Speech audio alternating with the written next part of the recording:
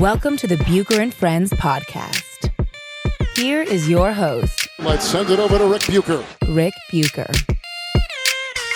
Welcome to another episode of Bucher and Friends, part of the United WeCast Network. I'm Rick Bucher. You can read my stuff on Bleacher Report and at Rick Bucher on Twitter.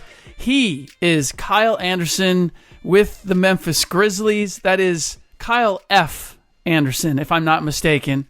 And I have never seen the F fully written out. So as I introduce you, I need to know, what does the F stand for? Well, where did you see the F? Let me ask you that first. I believe it was Wikipedia. It was somewhere on the internet. I believe everything on the internet. Yeah. The F stands for Foreman. That was my mother's maiden name. Okay. So there's no deeper meaning than it was just your mom's maiden name. Yeah, no, not at all. Yep. Okay. All right. One of the other things, I didn't plan on asking you about this, but there was just a story that just came out about you discovering your Chinese roots. Yeah. Yeah. And it also referenced the Chinese Jamaican community. Yes. These are two new things to me. One, that there was even a Chinese Jamaican community, and that Kyle Anderson had a connection and went back to China to discover that. So tell me a little bit about what that experience was like. Yeah, I'll give you a lot about it. It's a crazy thing. So when we first moved to San Antonio, obviously my mother moved with me. So I'd come home I'd come home late at night or whatever, and she'd be on the computer, she'd be on the laptop in the kitchen, or I'd go downstairs for a drink and she'd be in the laptop in the kitchen at all crazy hours of the night. So I asked Mom, what are you doing? Like, why are you always on that laptop?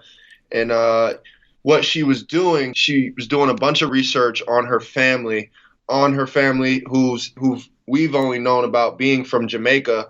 She's found out that they've had family in China. So she was doing a whole gang of research and going to seminars and meeting these different people who were going to help her find her family. So finally this summer she came to me and said, I think I found out who my great-grandfather is that lived in Jamaica but was born in China. Now, you'll find a lot of Indian Jamaican, a lot of Chinese Jamaicans, because people were migrating over to Jamaica from those countries.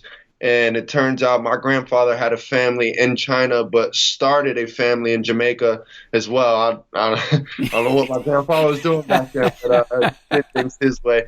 No, and that's where my grandmother was born, in Jamaica, but obviously her dad was Chinese, 100%. And my mom found everybody that was connected to it, and we were able to get in touch with our family over in China. They went to the police station and found these records, and we found our great grandfather named Samuel Lee, and we were able to go and meet his brother, Samuel Lee's brother, who've had a bunch of family, and it was just amazing. We didn't know what to expect when we went over there. Are these people going to accept us? How are they? But They welcomed us with open arms. We shared a great meal with them. It was absolutely the most. I don't even know how to explain the experience. It turned out to go so well. This is going to sound like a crazy question. Were there any likenesses? Did you see or feel a connection in some way? Well, just being welcoming is where I felt the connection. That would be something my parents or my mother would harp on, is welcoming people and making them feel welcome. And that's exactly what they did. They cooked dinner for us. We obviously had a translator, but we shared stories. We laughed. We just had a great time. They were very welcoming, and that's obviously a trait that we take pride in. My family is welcoming other people. Describe this place for me. Describe where they live. Kind of, It's Shenzhen is the. Yeah. I don't know if I'm pronouncing it correctly. I did a book with Yao Ming. That doesn't mean I can speak Chinese. Right. But describe that for me. Describe me the meal. Describe what it was. What you saw. It was a great big village, and when we got there, we were like, wow, this is huge. You can tell that our family is pretty wealthy over there. But it was a great big village. As soon as I got there, and I of course, I go to the basketball court, and all the kids come up to me and don't really know who I am. I'm just this, 6'9" kid on the basketball court. Right. They welcomed us with a tradition where they have these really loud fireworks go off before we walk into people's houses. Like every house? Like every time you go to somebody's house, they're setting off fireworks. Every house. We visited 4 family members who've had these beautiful homes. The architecture was so nice. It's so different from over here, but they let us in their beautiful home. And, I helped, stir some noodles and cook some different foods. It was an awesome experience. It was something I'll never forget. I was surprised at, how they took me in. That's one of the things that's always struck me about you is that you grew up in the New York, New Jersey area. Right. You went to school at UCLA. So you went to 2 major metropolises on opposite coasts. You experienced all that. Right. And then you go to San Antonio, and then you go to Memphis. I mean, you've covered the spectrum when it comes to places to live and the different lifestyles, everything when it comes to this country. And now you add this. I mean, your worldview, your global sense has to be pretty spectacular. I mean, it has to be maybe different than pretty much anybody else you know. Right. And we knew we had some Chinese blood in us, but we obviously didn't know where. And it was kind of embarrassing to our family when people would ask, "Oh, where? Where in China?" And we kind of couldn't come up with an answer. So for my mom to find out who our family was and exactly where we're from, it was a sense of relief. It was a beautiful thing. It was so beautiful finding out where we're actually from. So now, have you been to Jamaica? Have you experienced that part of your heritage? I've been to Jamaica on my own. I haven't met any family in Jamaica. Our Uncle Percy, who my mom has gone and visited and spent summers with since she was a kid, I never got the chance to meet him. He actually just passed away, and he was the last one from that family. So I haven't gotten to meet any of our family in Jamaica, but I've been before. So what is it like? How do you view yourself? Like, what do you know about this whole spectrum, this background that you have? Right. So how do you describe yourself as a citizen of the world? I know that sounds like a crazy question, but you have such a varied background. I just wonder what your perception of all that is. Right. Well, it's all brand new to me. It's all brand new to me. I really don't know what to think. Like there's family there are blood ties in Jamaica. There are blood ties all the way in China. And walking down the street in China, for those people to know who I am, and not only as a basketball player, but as one of them, as to have Chinese blood, it's truly remarkable. And I think I've grown to have more Chinese fans, and not just because of basketball, because maybe they do feel I'm one of them. Yep. So that means a lot to me. Obviously I'm proud to be an American citizen, but to have those ties elsewhere in beautiful places like Jamaica, beautiful places like China, it truly means a lot to me. China was one of the most beautiful places I've ever been. I truly had a great time over there. So I expect you're going to be going back. I mean, I would think that's something that you want to explore further. Yeah, definitely in our plans. Yeah. I would love to play for the Chinese national basketball team, but I was just going to ask you. they don't allow dual citizenship. Oh, they don't. Okay. So, but it was something that I would have wanted to look into and maybe give a go, but it just wouldn't work out. Okay, I mentioned grew up in the New York, New Jersey area, went to school in UCLA, played in San Antonio. You're now in Memphis. What's it like to be in these small markets in the middle of the country after your formative years were always in big coastal cities? Right. Yeah. Well, I knew going to high school in Jersey and college in LA, I'm like, something tells me I'm not going to have the best luck with NBA cities. I don't know. There's something that tells me it won't go well. But no, I mean, I don't know what it means to play like in a big market for an NBA team. I mean, I knew what it was with a college team, but small markets, it doesn't really bother me. What does it mean? Less TV games or things like that. It's nothing really, anything that gets to me. I kind of enjoy it, actually. I enjoyed San Antonio didn't really feel like a small market, and Memphis, a team who's, been to the playoffs and had success in the past, it doesn't really feel like one of the smaller markets, although it is. But, I'm enjoying it. It's, both small towns, where the fans really love you. I guess in LA and New Jersey, you have fans that root for all these different teams, Jets, Giants, Nets, Knicks, things like that. Here, it's this one city behind you, and they're only rooting for you. So that, those are some of the advantages I find in smaller markets. Obviously, you spent your first 4 seasons with the San Antonio Spurs. Mm-hmm. There's been so much talk about Kawhi Leonard Leonard. It came up again with Greg Popovich and his talk about where Kawhi was as a leader. And I thought of you, and I'm thinking, you know what? There's a lot of people that really they got a lot of feelings about Kawhi and all that. And I'm thinking, you know, there's one guy who really kind of benefited from this. I imagine that team meeting, and like everybody's like, Kawhi, are you coming back? You coming back? And Kyle's like, look, give him time. Let him go. Don't rush him back, because absolutely, obviously you were a pending free agent, and his injury opened the door for you to really play a much bigger role and show what you could do. Right. But so I just wonder, like, when all that's going on, how are you feeling about? I guess some people thought it was turmoil. You think it was opportunity. Hey, I looked at it as opportunity. You know, obviously Kawhi is a great player, and we needed him for our team to reach our full potential. Everybody knew that. There was no secret about that. You know, I think we did well with him, fairly well during the regular season, but we need Kawhi Leonard for the playoffs to go as far as we want to go. But you know, as a player, it's not something you can worry about. That's up to the front office and to the player.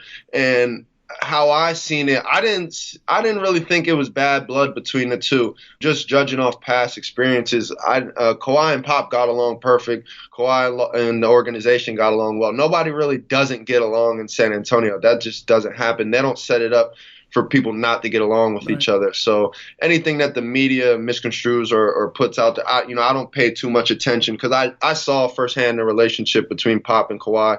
And to me, it went well. And that's with all his players. Pop makes sure his relationship goes well.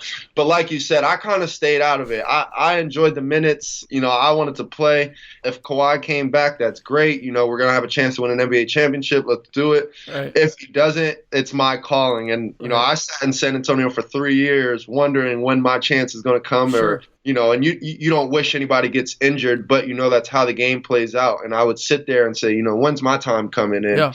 Sure enough, it came, you know, the year before my contract summer. So, you know, I enjoyed the minutes, and it kind of worked out for me. So I'm not one to complain about it. Timing was perfect. No doubt about that. But going back, and it's funny you said that, like, you were waiting to find out, like, when's my time? When am I going to get that shot? Mm-hmm. And the times that I were around the team, I never got a scent. You never let on to that frustration. Like Marshawn Brooks and I did a podcast a couple weeks ago, and he talked about, honestly, like, his frustration worked him out of the league, because he was just like, where's mine? And I showed I can play, so how come I'm not getting a chance? Right. I never got that from you. And at the same time, like, you were taking trips to what was the D League then, to Austin. And I'm also thinking, God, that had to be, like, what's going on? Like, and who kept you on an even keel? How did you deal with that and maintain a positive attitude? Yeah, that's just something my parents always instilled in me, and, you know, my brothers and sisters as well. Just staying positive. A quote from my mother: people are always watching. So I couldn't go down to the D League and just make a fool of myself by not playing hard. I had to realize that, you know, there are other teams watching, you know, Pop and RC are watching. You know, just, you got to keep a great attitude, even when it sucks. And it did suck. And, you know, something my dad, you know, a quote my dad always gives me is, you know, control what you can control. And that was, you know, just staying in the gym, working hard, keeping a positive attitude, not getting upset at Pop or anything for not putting me on the floor. You know, just keep working so I can get on the floor, you know, cheering for my teammates, just staying positive the whole time. And when that opportunity comes, because it's a long season and it's going to come, you better be ready for it. So, you know, just not getting negative or not being negative about the situation, just trying to stay positive and, you know, root for other people and just things like that. Negativity isn't going to get me anywhere. You know, staying positive through the whole situation was really key for me.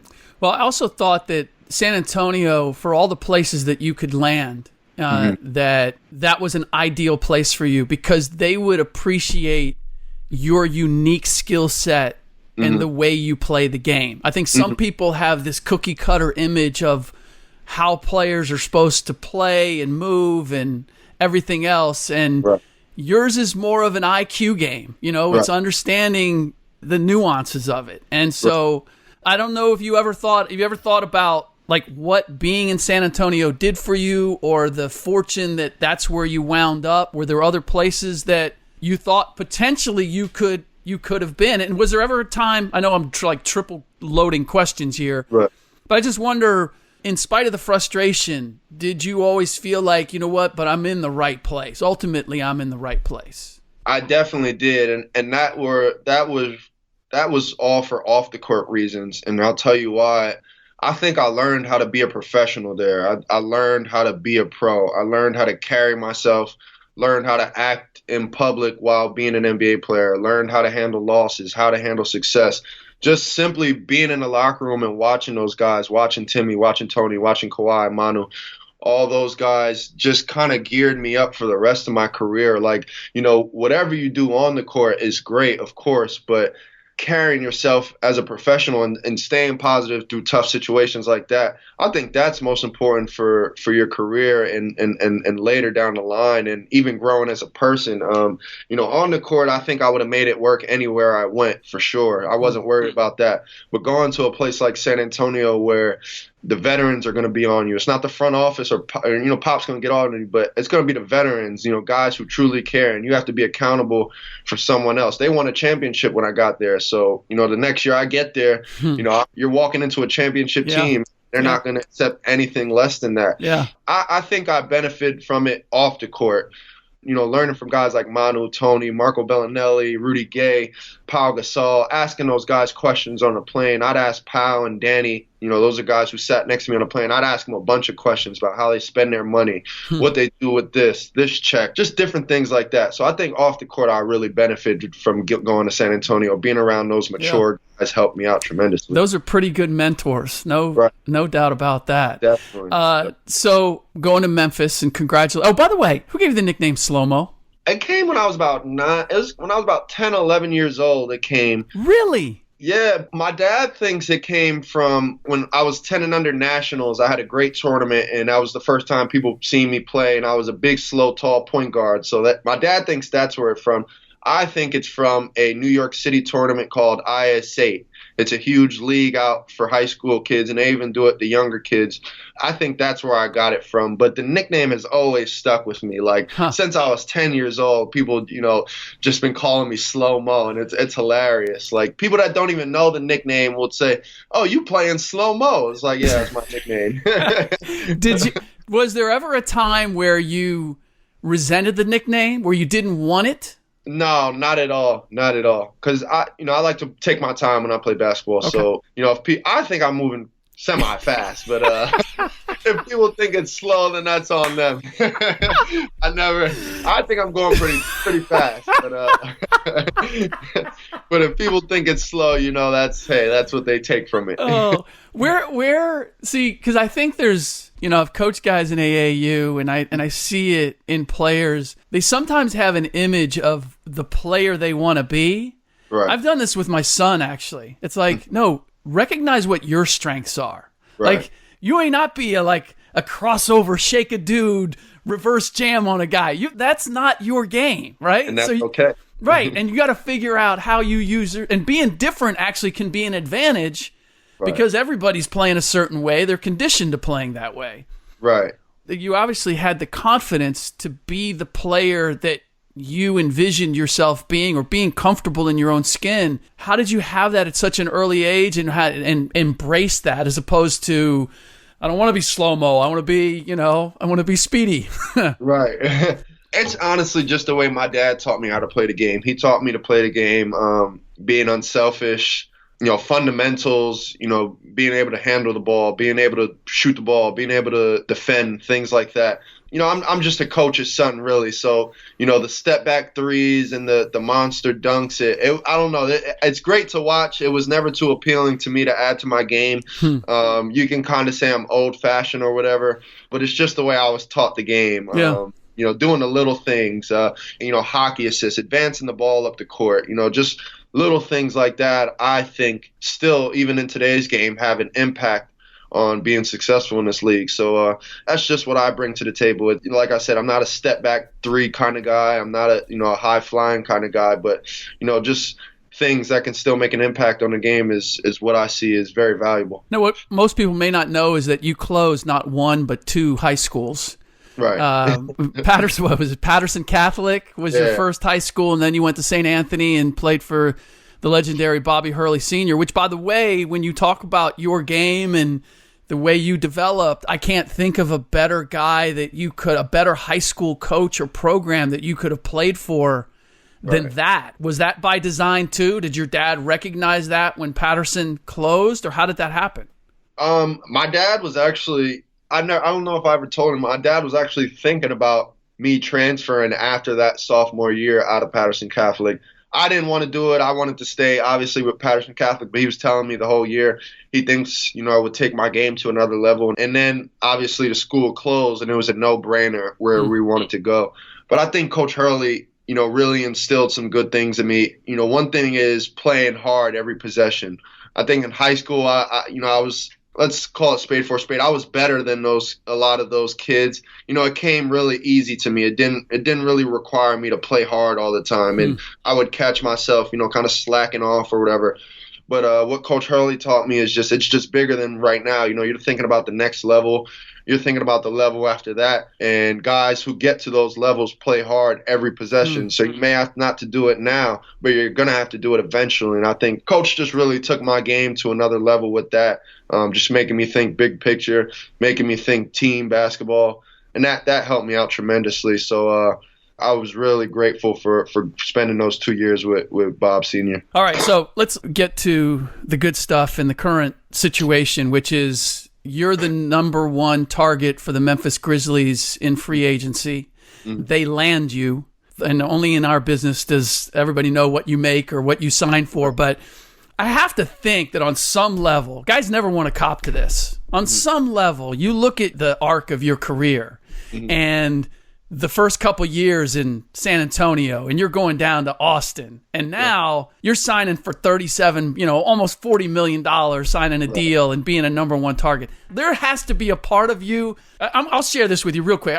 When I was in college, I was one of 90 people trying to get an internship. I got an internship with Sports Illustrated. I got it, right? I knew what the odds were. Right. When I got the call, I ran around my living room like over the furniture, like I was a nut. I was like the crazy little dog, right? And somebody's at the door. I admit that. It was like, I can't believe this happened. I so wanted it to happen. Right. Did you have a moment like that when it happened? I was on the beach in New Jersey, on the Jersey Shore, when I got the call. And inside, I felt what you were feeling. I was with all my buddies. So you have to be cool. I put the phone down and I just went back to sleep. I'm like, I can't believe this is what's going on. Like, are you kidding me? I thought about all those tough years in San Antonio and all the hard work that had to be put in. And, I was kind of the opposite. I just couldn't believe it, and after about 20 minutes, I woke back up and I told my friends, and then we went crazy. Okay. Then everything, we went crazy, and people were looking at us on the beach like we were crazy. But I still don't know the words, what to say about getting that phone call and being a number one target for an NBA franchise was just, and a franchise like the Memphis Grizzlies, I've been in the division with them, and every time you go play Memphis, it's a tough game. Yeah. The fans are great. I played in 2 playoff series against them. They're going to give all they got. So it's not like, no offense, I was going to an organization I wasn't familiar with or that I was, kind of half-step. I knew what I was coming into. And from a distance, from the outside looking in, it looked like a lot of fun over here. Obviously not last year due to their record, but, with their grindhouse and grind city and grit and grind, what they had over here with Tony and Zach and Mike and Marc, it looked fun to be a part of. So it was, this summer it was truly amazing. I'm very thankful that the, Grizzlies came to me. Well, even better, most of the basketball world didn't anticipate that you guys were going to be as good as you've been out of the gate. They sign you, Mike and Marc get back healthy. Yeah. They pick up some guys like Marshawn Brooks, and they add a couple of key pieces. What's it like for you to go, knowing the kind of season that they had last year, and not to say that it's all on you, but that you get to come in and you get to be part of this push to success, that helping them reach their level again? Right. Well, yeah, that was just on everybody's mind. Obviously, the guys that were here last year didn't want to have a season like they had before. Mike and Marc didn't want to be injured or anything like that. And this is an organization that's a franchise who's been to the playoffs, 6 or 7 times in a row before last season. I'm a guy who, anywhere I've played, I don't like losing. I'll do whatever it takes not to lose, high school, college, or NBA. So I think we all just had the goal in mind, and we still have it, obviously, of, we want to come out here and get wins. But we knew what it took. It took to get to work in August by ourselves. It took to come into training camp in shape and be ready to get to work in training camp, not really learn new things in camp, but to come ready to work, already in shape, taking no steps back. We all knew what it took to get back there. So it kind of worked hand in hand. They didn't want a season like last year. I obviously don't like to lose, and we both knew what it took to have a successful season, and we're still figuring things out. We got to still keep pushing to get better. But I think we've gotten off to a good start, but we got to keep going. Obviously, much more room for improvement. What have you learned about Mike Conley and Marc Gasol? You obviously competed against them, and maybe there's somebody else in the organization, but those are the first 2 guys who come to mind. What have you learned about them that you didn't know previously? They're very similar to the big 3 in San Antonio, to Timmy, Manu, and Tony. You see them go out when the lights are on and perform great, and you think, how the hell do they do that? How the hell are they so made for this kind of moment? But if you're around these guys, you see the groundwork put in. You see them. Those 2 are the first one here in practice. Those 2, they're busting their tails on the court. They're going harder than anybody else on the team, and that just kind of picks everybody else up. If you see those 2 working hard, and they just played 40 minutes and, combined for 50 points and 10 rebounds last night, and they're back the next day working hard, you got to go hard. You got to push yourself, and you can't let them outwork you. So, it's the groundwork that I see with those guys that impress me. They take basketball serious. They take treatment serious. They take getting rest serious. They take it all serious. So, it's just huge. And hopefully the young guys, I'm still a young guy, hopefully the young guys around the organization still pick up on things like that. So ultimately, before I let you go, has anything that is transpired this season surprised you about, right now, as we record this, you're 12-7, you're the 4th seed in the Western Conference. At one point, I think a game or 2 ago, you were actually at the top. What is the expectation, and how much of a surprise is it that you guys have gotten off to the start that you have? Yeah. Well, the expectation is that we grow, is that we keep getting better. We keep pushing. You can't get too high. You can't get too low. And we're kind of in a situation like that right now where we, won a few games in a row, and we might have got a little bit too high on it. And now we just lost 2 in a row where we can't get too low. There's obviously a game coming up tomorrow. That's awesome. But I'm going to tell you this, training camp was hard as hell. So that's what I heard. I heard it was like it was all defense. It was not fun. Exactly. It's somehow not surprising that, we're having this success because we put the work in. Guys really bought in, and guys came into camp ready, and we really put the work in. So, other people would be surprised, but we're not surprised, and we're not where we want to be yet. So we want to keep getting better. JB Bickerstaff, your coach, doesn't, like on the outside, doesn't strike you as that kind of a hard ass type of coach. Mm-hmm. But obviously the kind of training camp you had, right, he was putting some demands on you guys early on. Is he a sneaky hard ass? Is he kind of like? That's actually a good way to put it. He's sneaky, but no, he's awesome with us. He does a good job of balancing it out, and you need that sometimes. You don't want to deal with a coach that's just gonna let you get away with stuff, because that's not what it's about. We're here to hold each other accountable, and JB does that. He makes sure guys do what they got to do, and I think everybody appreciates that now than ever, now that we're winning a few games. We got to hold each other accountable, and that's exactly what he does. He does a great job at that. All right, I could talk to you for another 30 minutes, but I've pushed this as far as I can. Kyle, it's always a pleasure. I've appreciated and admired your game from afar for all of the reasons that we talked about on this podcast. Right. I'm thrilled that somebody recognized that and rewarded you for it.